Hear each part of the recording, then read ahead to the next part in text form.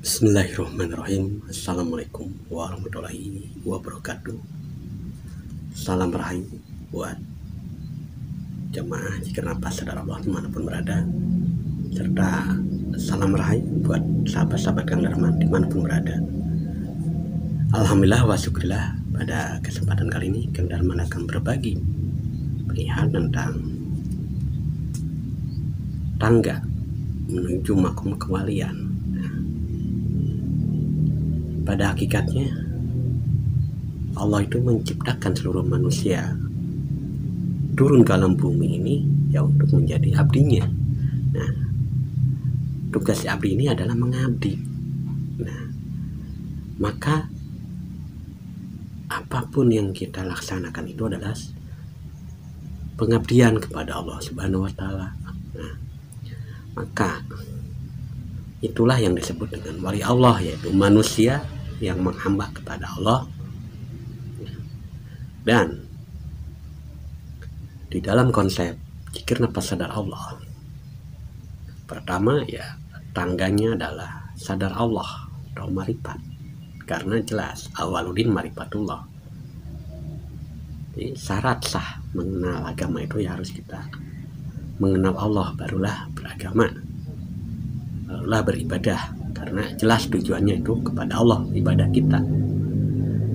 Dan salah satu jalan atau cara untuk selalu mendekat kepada Allah itu dengan zikir nafas, yang prakteknya mengikuti keluar masuk nafas di hidung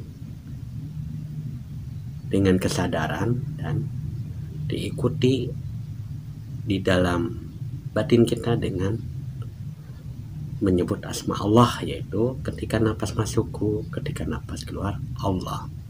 Ketiga, ketika sudah mengamalkan zikir nafas sebagai mengaktifasikan kesadaran atau membangkitkan jiwa yang lama mati atau memang tidak mengenal yang namanya sejati diri, ya itulah sejati diri itu ya jiwa. Maka harus menjadi jiwa. Ketika sudah menjadi jiwa, berarti kita harus bersikap. Sikap yang mana ya? Sikap jiwa kita, yaitu selalu menerima. Subhanallah, kan maha suci Allah. Allah itu maha suci dari segala perbuatannya. Maka apa yang terjadi kepada diri kita masing-masing ini adalah suatu perbuatan Allah, afalullah. Maka jangan pernah ditolak, diterima, disadari.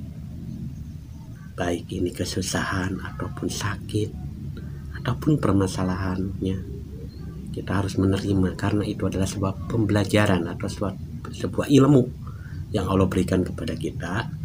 Kalau kita sadar, berarti di situ ada tanda, ada jawabannya.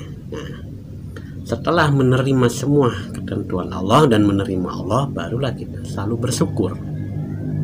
Apapun yang kita terima, apapun yang terjadi kepada diri kita, kita syukuri sebagai tanda terima kasih kepada Allah.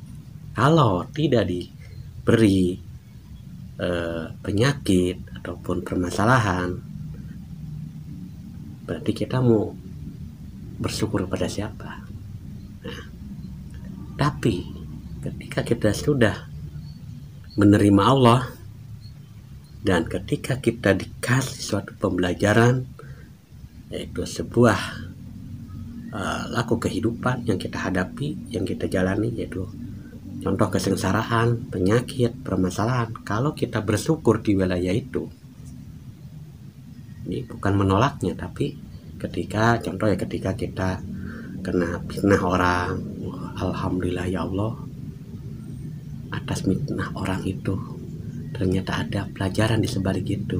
Nah udah, jadi sadar, maka Allahu Akbar, pertolongan Allah pasti.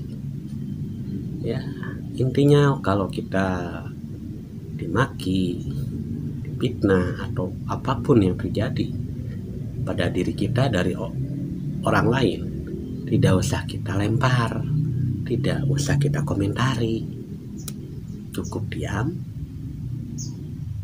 dan bersyukur. Biarlah Allah yang membereskannya. Nah, seperti itu namanya sikap jiwa dengan 3T, yaitu subhanallah, alhamdulillah, Allahu akbar. Seperti itu sahabat-sahabat Kandar Mendenesa dimanapun berada. Setelah memahami dan mengenal dengan sikap jiwa dengan konsep 3T, yaitu tasbih, tahmid, takbir, lalu kita aplikasikan ketakwaan kita di dalam kehidupan sehari-hari, yaitu dengan konsep ATP, amanah tanda perintah. Amanahnya jasad, tandanya sakit, perintahnya berobat. Karena sikap jiwa kita sudah menerima bahwa itu semua dari Allah, sikap jiwa kita sudah selalu bersyukur apapun yang terjadi, karena itu satu pembelajaran dari Allah, maka pertolongan Allah akan turun. Ketika kita diamanahkan badan, tandanya sakit, perintahnya berobat, nah disitulah pertolongan Allah. Yang menyembuhkan itu bukan obat, tapi Allah. Nah, itulah konsep ATP. Dan untuk keseharian kita, karena kita ini harus melayani, itulah puncak daripada spiritual ketuhanan, itu melayani, yang sudah dicontohkan oleh Rasulullah. Beliau terus melayani umatnya. Sama kita juga melayani diri sendiri, melayani anak, melayani istri, orang tua, dan tetangga kita atau saudara kita. Itulah yang disebut tangga kewalian. Masuklah, tapi tidak tahu kita ini wali apa enggak, tapi Allah Maha tahu. Dan satu syarat, kita jangan mengejar ke status kewalian itu. Biarkan saja, biar Allah yang memahamkan kita wali ataupun kita bukan wali, tapi tetap kita berjalan untuk melayani di muka bumi ini. Karena manusia itu makhluk sosial, jadi intinya harus bermanfaat bagi diri sendiri, keluarga, orang lain, dan saudara-saudara kita. Disitulah suatu pengalaman hidup akan dialami oleh kita masing-masing, karena Allah selalu memberi pelajaran ketika kita menjalankan perintahnya dengan konsep ATP. Dan di sisi lain tetap untuk mengaktifkan kesadaran kita, yaitu dengan zikir nafas, Allah. Karena ketika kita selalu berzikir di dalam situasi dan kondisi apapun, Allah selalu membimbing kita. Ya. Karena kita ini tak lepas dari pengawasan Allah Subhanahu wa taala. Dan kita harus tetap bergerak melayani sesama, seperti napas kita yang tak pernah berhenti. Seperti itulah geraknya napas adalah geraknya jasad.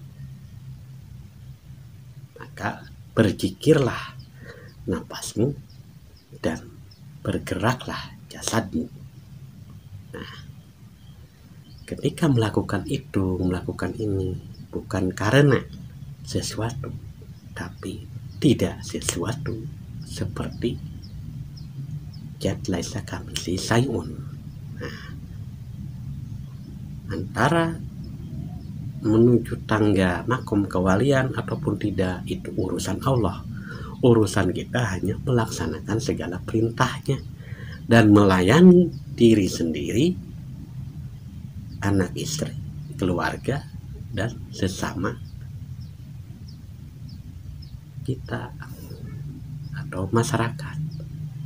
Seperti itulah sahabat-sahabat Kandar Mendenesa.